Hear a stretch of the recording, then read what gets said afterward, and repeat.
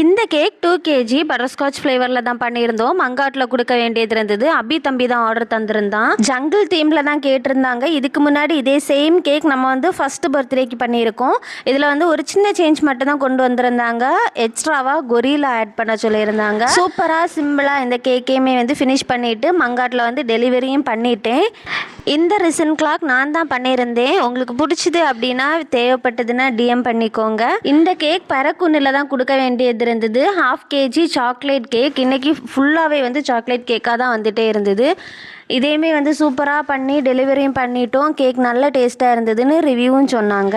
Next cake வந்து சூலால்லேருந்து தான் ஒரு அக்கா ஆர்டர் பண்ணியிருந்தாங்க. 1/2 கேஜி சாக்லேட் ரஃபிள் கேக். இது ஃபுல் அண்ட் ஃபுல்லாகவே சாக்லேட் வச்சு தான் நம்ம பண்ணியிருக்கோம். மேலே வர அந்த ஃப்ளோரல் டிசைனுமே வந்து மில்க் சாக்லேட்டில் தான் பண்ணியிருக்கோம். அப்புறம் இந்த கேக்கையும் சூப்பராக பண்ணிட்டோம். இந்த கேக் டோரா அக்கா தான் ஆர்டர் பண்ணியிருந்தாங்க. 3 கேஜி சாக்லேட் கேக்.